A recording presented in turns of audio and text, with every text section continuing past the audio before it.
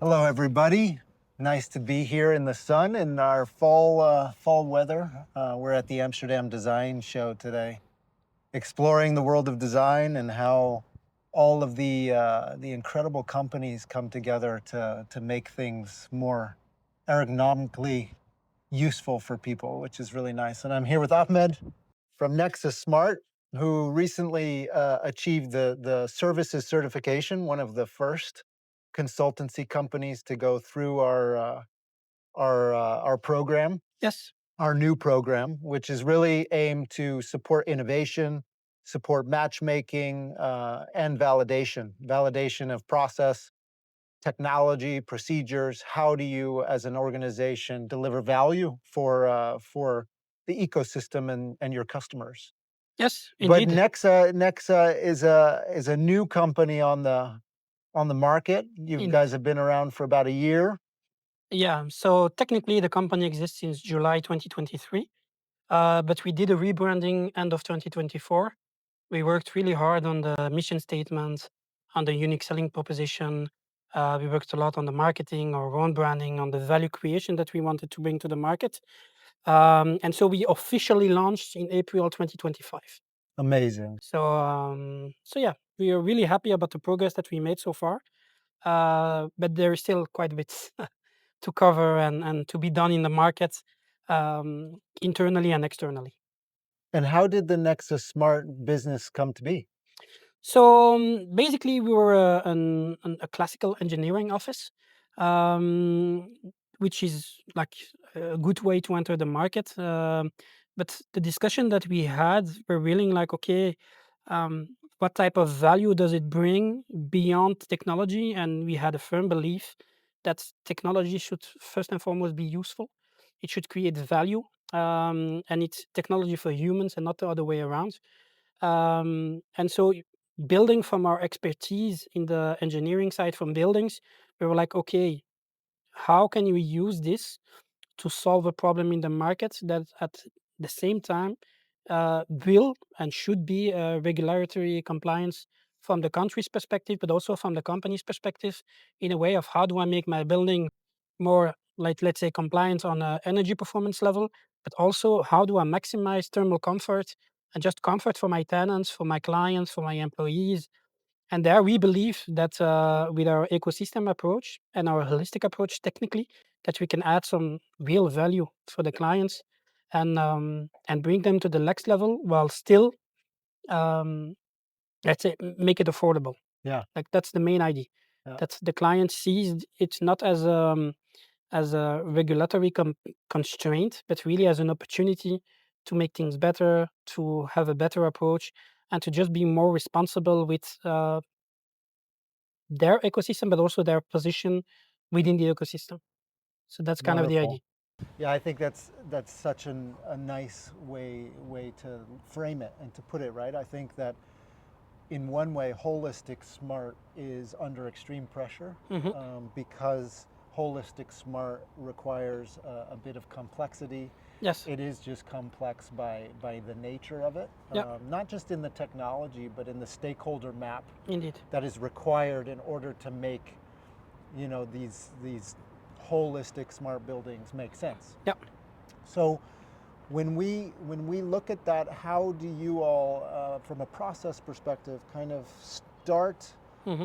What is the journey that you take your Yeah. customers down to make that a little bit more tangible? And I Yeah. think value-driven decisions is so important, and pointed value solutions are flying off the shelf, I think. Yeah. Indeed.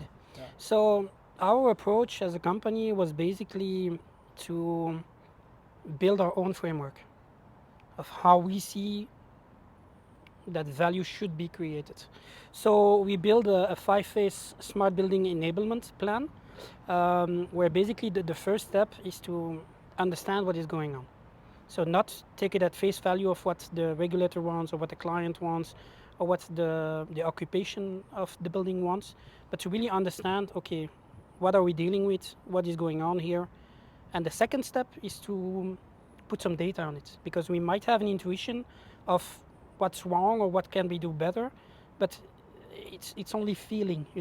So we really want to have a data-driven process to be able to substantiate that what we will implement, it will be a smart metric, so smart, specific, measurable, attainable, etc.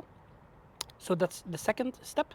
The third step is to have some kind of an audit that we call the smart control strategies. So we will take a look at the existing technology that is in the building. So if there are some open communication protocols that are available, we need to take those into account before heading to the market and adding on top, on top, on top. That doesn't really create value. And there I think it's where the complexity stems off, because we try to just neglect what is there because we are not really equipped on how to deal with it. But I think when the process that you build takes it into account, then you can drive some real value. And only at the fourth step, we talk with technology providers. Okay. So we talk with the Schneiders of this world, the Siemens of this world, the ABBs, the Wagos, and whatnot. But the goal there is we position ourselves at the side of the client. So we make decision for them, and we do not participate in any way in the sales narrative of the technology provider. And the fifth step, of course with installation, implementation, is we can help the client get to certification. Will it be SBC, but it can be Smart Score, Wyatt Score, BREEAM, LEED, if the client wants. So the value creation, basically it's like a linear process that every step adds value to the next one. But we are very much flexible in a sense that the process is also built to integrate with other partners and other steps at the moment. So if the client only wants the certification, of course we can help you with that. If the client only wants the first step or the first two steps, we can help you with that. The goal is not to impose on the client, but to try to bring the client into a reflective state of what can we do better and how to do it, even if you don't implement it right away. Yeah. So that's the idea. Yeah, beautiful, beautiful. And I think, you know, if we look at our SBC framework, you know, the modules break it down into different kind of perspectives and different stakeholder views, from building usage being how do we have control over how the asset is being used. Indeed. Thinking about occupancy management, thinking about amenity management, these types of things. Building performance is all about energy, water, you know, all about the sustainability matrix of a building. How well does it perform against the promises? Environment is all about the indoor air quality, sound. How do we make a place healthy and good for productivity? Yeah. And then of course safety and security, both physical and digital, thinking about surveillance technologies all the way to cyber management. And then user behavior and collaboration is one of the last. Indeed. And that's really how do individuals interact with the building, but also interact with each other, find each other when they need them, these types of things. And that's all brought together with integrative design. How do we, with the least amount of technology, Indeed, maximize the value in all of those areas? And of course, connectivity, because without that, the whole thing doesn't exist. Doesn't work, and no. falls over. No. So I kind of want to touch on each one of these and hear from you kind of your philosophy of how you help them, and maybe what are you seeing in the market as what are people gravitating towards? Mm-hmm. So if we talk about building usage, how do you all help people get a better handle on how their asset is being used? Yeah. And what are the technologies that people are kind of gravitating towards? Or maybe not specific technologies, but functionality. Yeah. So let me first talk about something that I think is very important. It's the definition of smart. You know, like our own definition at NEXA is that for us, being smart is the ability to do a whole lot more with a whole lot less. Yeah. So that's and the idea of we smart. are completely aligned with that, right? That's that integrative design. That's it. How do we, with one sensor, create 5 value cases, right? How do we make sure that we're not doubling up on data and technology that's not needed? Indeed, but not only that, but also the way you design it, you can make it so modular that even if the needs of the client evolves, that it doesn't have to be repeated and redone with intrusive techniques, so that he basically, if he changes his mind tomorrow, that's, by way of speaking, it's like a keystroke of a computer that can make it happen. So that's also the idea, to be as much as we can future-proof and smart ready. So that's basically the philosophy.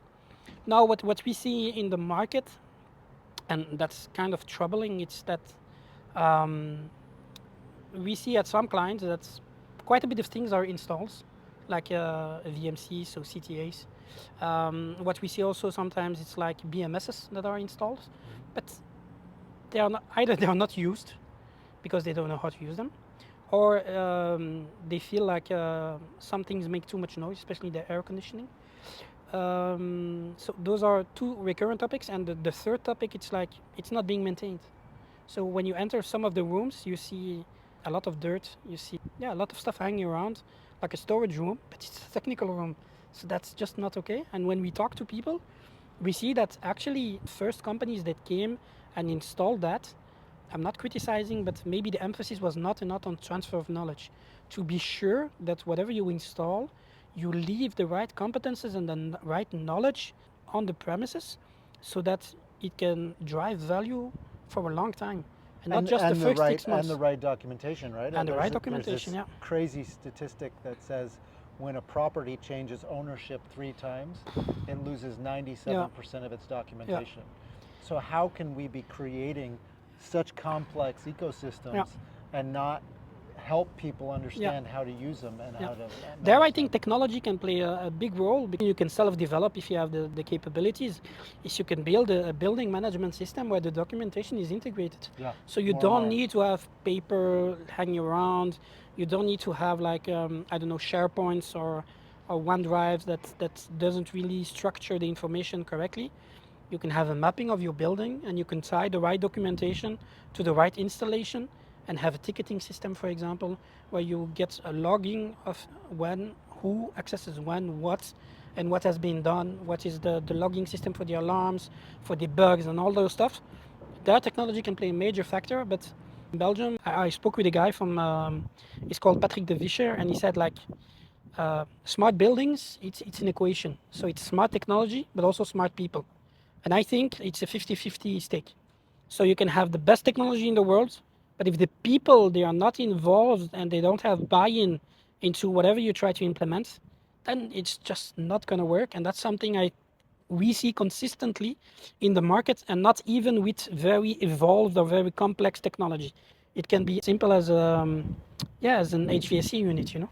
Well, and it's a complicated space, right? I think smart buildings are nature a bit messy, right? You know, we were talking with a client the other day where the users were pulling sensors off of the wall or unplugging them so that they could plug in their laptop, that kind of stuff.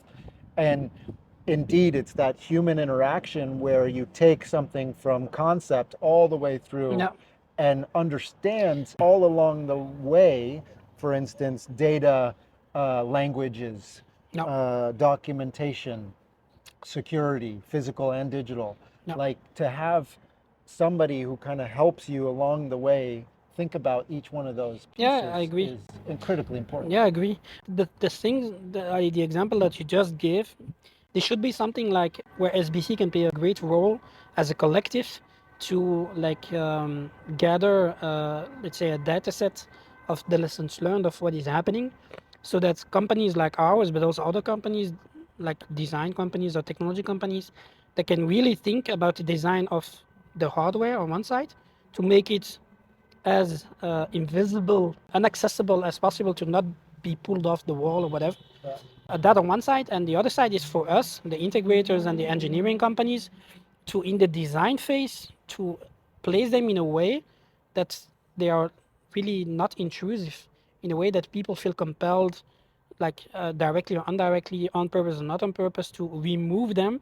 But I think the human aspect, the change management aspect, to really give like sensibilization campaigns to the personnel of what we are trying to do, what we are trying to achieve, how to involve the stakeholders in the process of making it a good success.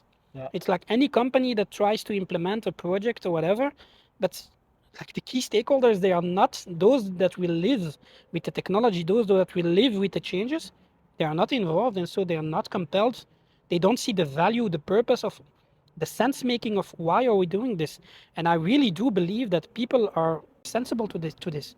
Like when you involve them, when you take the time to explain, when you explain the value creation that's behind it, I think you get even better results. Yeah. And that's something that is in a whole lot of companies that is being neglected. It's really not that high. No, It's really not that high. it's engagement. It's just Yeah. working with Yeah. people. And I think, we often hear in the market about innovation, when it comes Yeah. to technology Yeah. and how all the things that we can do and all the exciting things we can do. And absolutely, I think the technology has never been as good as it is Yeah. now. I really do believe. But I think that the innovation at the moment is really about human, Indeed. interaction with Yeah. technology. How do Yeah. you strategically get your organization around these processes and procedures, and which ones are actually driving value for the business or the Yeah. organization, Yeah. or moving things forward?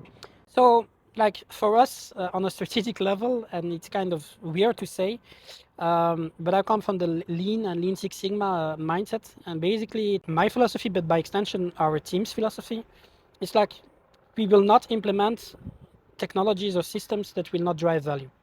So that's not what we do. Yeah. So we don't buy into the gadgetization. We don't buy into the first in class narrative just to show off. Yeah. That's not what we do. There are plenty of companies out there that are willing and they would be happy to help companies like that. So in our analysis, we really strive for value creation. And so if it doesn't create value, then we will definitely advise against it. So that I think it's the mindset that you need to have when you approach smart building. And I think that specific approach will give the integrity back to smart building instead of the reputation that it has nowadays on the market, you know? Yeah. So that's step number one. But step number I love two, that. I think that's a really important piece, yeah, right? I think smart building has been under pressure, hmm, and I think that when we really start to show that that's value, it. that's Yeah, that's going to change the whole yeah, dynamic. yeah. Like value, but also purpose-driven implementation, not Yeah. just do it for the sake of doing it or doing it because we have regulatory laws or whatever from Europe or from local countries. That should be an incentive, an opportunity that companies should take and tackle to bring it to a whole nother level. So that's something that I really do believe in.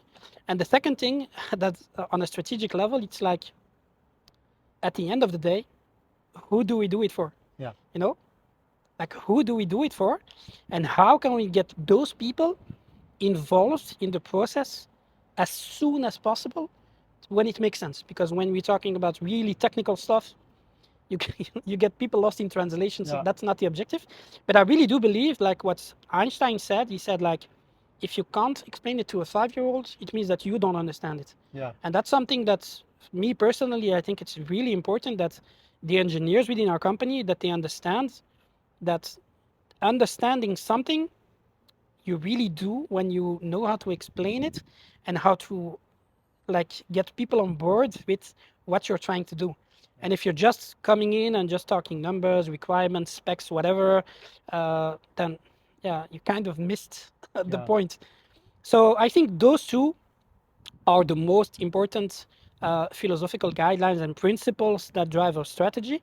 Now, the real like operational strategy that depends on case per case because a hotel is not a commercial building, it's not a multi-tenant building, it's not a school or whatever. So every type of building has its own approach, but we still keep an agile mindset in the sense that, like you know, I come from Belgium, so we have a lot of constraints, budget constraints. We don't have a government, which is really painful for companies, for nonprofits.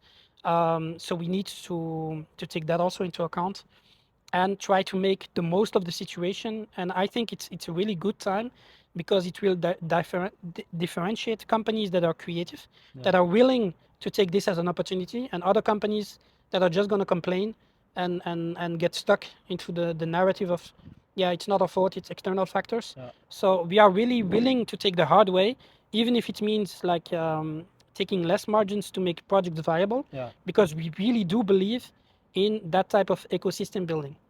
Beautiful. So one of the things that we've kind of uncovered since certifying buildings, benchmarking, these types of things, is we've deciphered, we've kind of split the smart building right down the middle, right? On one side, you have functionality, Yes. right, which is very much in line with your users, the people that you want to educate on how to get value out of the technology. Yes. And on the other side, you have the technology Indeed. itself, the integrative design. Where we see functionality and value, this is where value is created. And the technology, the integrative design, this is where risk is actually created, because that's where it's not supported, or cybersecurity, or these kinds of things. So Yeah. I kind of want to break it down for our users. How do you guys help on the value side, and what are the functionalities that are kind of getting traction with you guys, where people are seeing it useful? Yeah. So I understand the logic or the need for it to be split right down the middle, but And I'm completely open to having that be don't, criticized don't and worry, yeah, I'll get and right on it. debated. Yeah, Yeah. in the sense that there are a lot of interaction between both that can either be of the value creation side or that can be on the constraint side. Yeah, love it. So that's a first aspect that I really want to emphasize from the beginning. But to answer the question is like, on the technological side, you need to know who you work with, because I'm not a technology producer.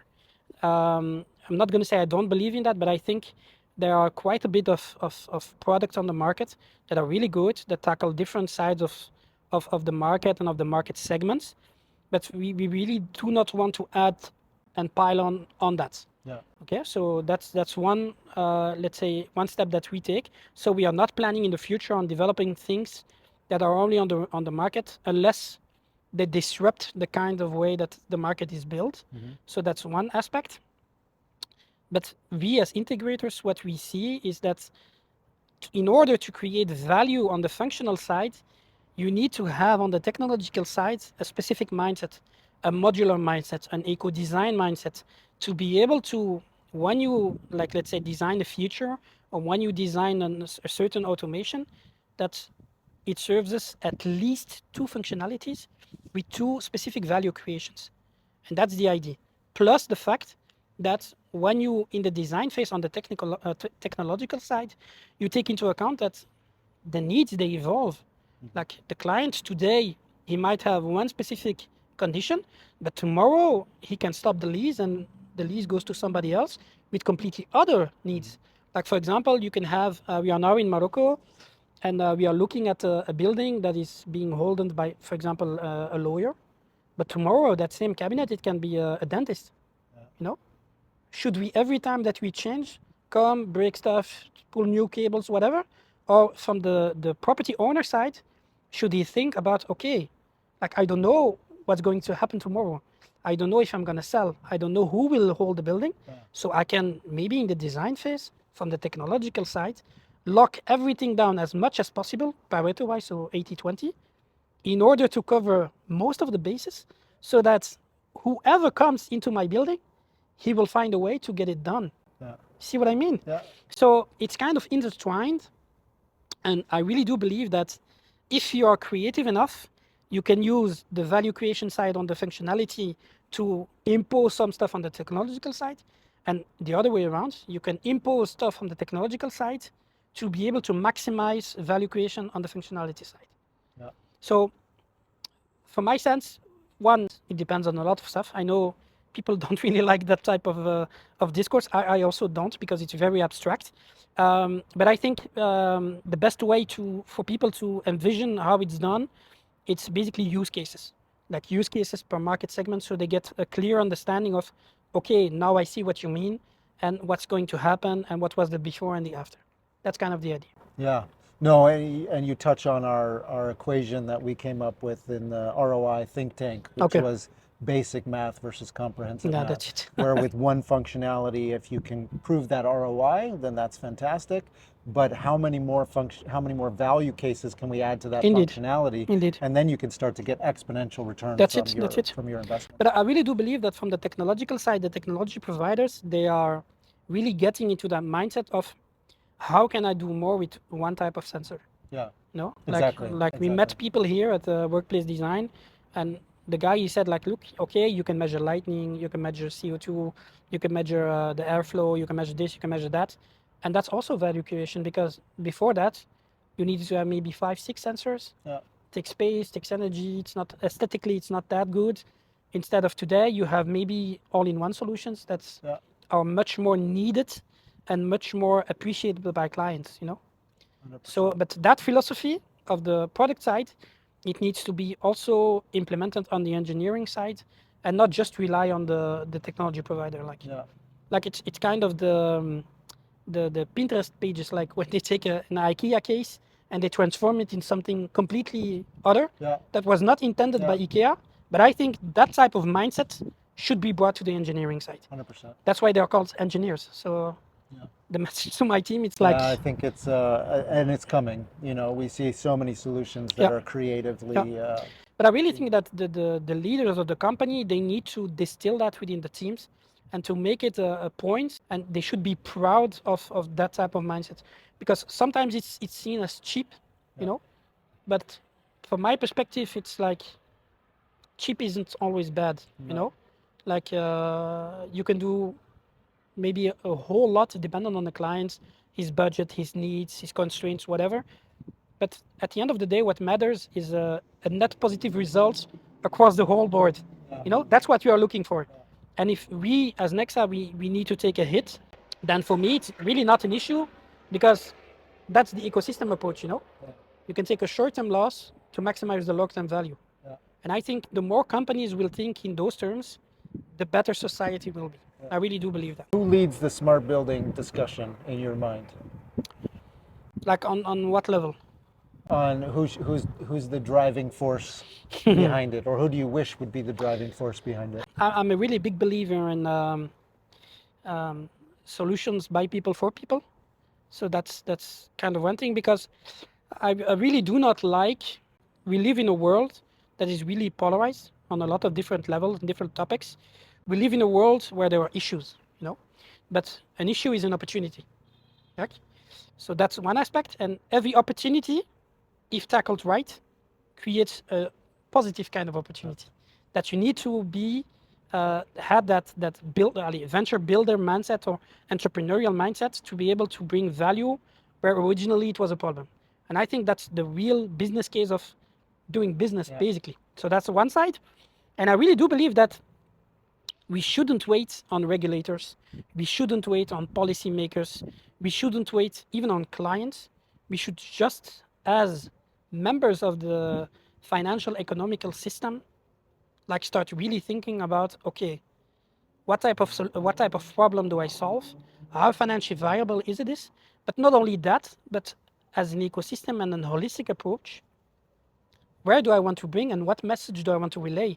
Do I just want to relay the message that NEXA is a good engineering company in smart building? No, that's not the message I want out there. It's good. I think you should be that, but for me, that's only the first step. The second step, it's like, okay, how useful are you for your own ecosystem, and how useful are you in relationship building for whatever clients you have in whatever city? And that's the sustainability way that we have at NEXA, that we don't just take a look at, okay, what's happening within the building, how can we help you do this, how can we get the results, how can we implement this technology, how can we integrate whatever. That's all good and well, and I think that's really important to do it right on a quality level base. But I think we can do better, and we should do better. Those are wise words.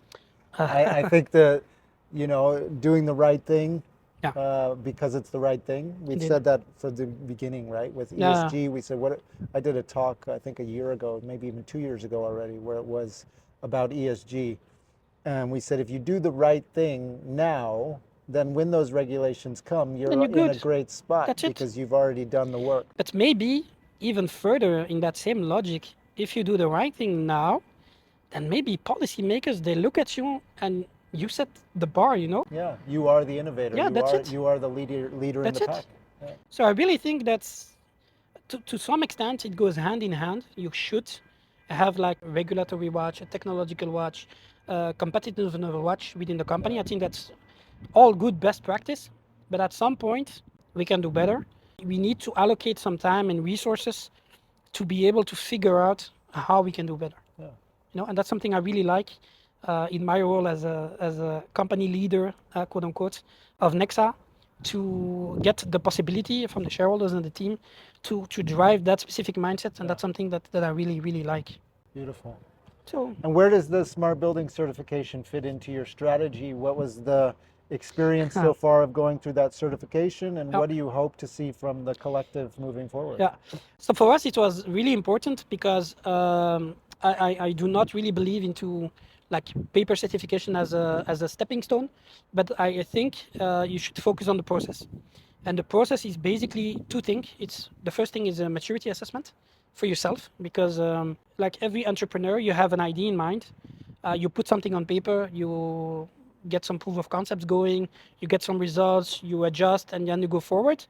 And I really wanted a collective like Smart Building Collective, which has quite a bit of reach and knowledge about the sector, but also about the other people in the ecosystem, to give us like a real hard reality check of, are we doing something right or aren't we doing something right? So it's not really external validation, but like an external reality check that worked out for us. So that's good. And the second one, it's also a benchmark, because a company that doesn't evolve, it's a company that will die eventually. And so for us, it's always the right mix between outsiders' perspective, but not clients, like peers, let's say it like that, the client's perspective, but also our own perspective, that we need to try and shape the narrative of what type of company we want to be, and how do we reinforce that message towards the outside world. And I really do believe, like I said in the beginning, the ecosystem approach. And for us, it was like a no-brainer to join the Smart Building Collective, because it's a real life example of ecosystem approach. Yeah. So voila, that's kind of I hope I answered your question. No, and we're just And about the process, sorry, I forgot that. The process, I think, even on your side, it was quite interesting, because ourselves at NEXA, when we do something, we do it like really thoroughly. That's for sure. So we don't play around. Like when we commit, we do it like to the best extent that we can, with the best information that we have. And so I worked quite a lot the certification process, but I really liked the back and forth, you know, with SBC on the different questions on what was missing. And I think also during the assessment, what I really liked is was like some things we didn't anticipate, like some things we had to create specifically to be a match with SBC, but not only that, because we saw the value internally for the growth of a company. You know what I mean? We hope you didn't create it No, just no, for no. us. But it was like something that we didn't think of, and you were like but that's lot. We should have that, you know. Yeah. And that's a good thing, because if we don't take those types of stuff, then we are just, I'm not gonna say drinking our own Kool-Aid, but kind of, you know. It helps your innovation. Yes, yes. Innovation, but also governance, also like product, not product-wise, but service-wise. So it was good, because I did the documentation, and then we had a meeting with our team, and I was like, we're missing this, we're missing that, we're missing this. And they were like, yeah, but where did you get this from? I was like, yeah, but that's why we joined, you know? Yeah. That's why we joined, and that's, I believe, the first step. And I think there should be quite a bit of next steps to be able to drive this relationship, NEXA and SBC, to a new level. But again, it's not only one or two people that count, it's the ecosystem. So we should figure out a way to get something strong in order to be a leading example for policymakers, for the next type of workshops on European level or local level, because we can do better. Yeah, and I think for us, certification is just the beginning. Once you certify your building, your solution, or your service, then you come into the collective. Indeed. And then there's all kinds of opportunities to collaborate on events or research studies and you know, matchmaking, that kind of stuff. So what is your hope for how can the collective serve you best moving forward? And how can the members of the collective, the audience, connect with you, and who are you looking to connect with? I mean, to connect with us is quite easy. So we are present on LinkedIn. We have the website. We can also connect you, no problem. Just reach out. That was the third one. You can reach out to Nicolas of VZBC. So we are basically open to talk with anybody, because we think that there is value in talks. You know, and Yeah, it you can be learn on a from every human level. single one Voilà. of them. It can be on a human level, it can be on an education level, it can be on an instructional level, it can be on a business-wise level. So we really do believe that, especially in this AI-driven time, that we tend to forget that a business is done by humans, 100%. and that human connection is emphasized right now. Yeah. So that's one aspect, and what I expect is a hard word, like it's maybe too much, but what I hope for with this relationship is, first of all, that it should be a win-win. Like the more we grow, the more SBC grows, and like it goes both ways. So that's definitely number one. But number two for me, and that's really important, is that we grow, but intellectually. Like we grow our conscience, we grow our ethics, we grow our way of doing business, we grow also on alignment. Like I think we are very much aligned on principles wise, but I think it can be still even more because there are a lot of other people in the collective.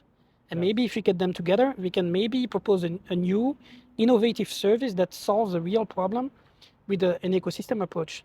So that's something that I really want to develop, like in the next 12 months, to have that ecosystem approach and show that it can work if you have the right people around the table that are within the same mindset, that are aligned on what are we trying to do, and are willing to sacrifice either time, money, resources, whatever, to be able to achieve a net positive effect. Beautiful. So in short, net positive effect. Thank you so much My pleasure. for this, My for pleasure. your dedication to the ecosystem, My for the pleasure. hard work that you're doing, and Thank you. a huge congratulations for Thank what you you very guys much. have Thank you very achieved much. in the certification, Yeah. and yes, this is just getting started. Yeah. So follow NEXA Smart. Definitely get in touch with us and join the conversation. And if you want to bounce ideas on your project and what we think about it, don't hesitate to get in touch, and we'd love to have that conversation. Bye for now. Thank you very Bye-bye. much. Bye-bye. See you guys.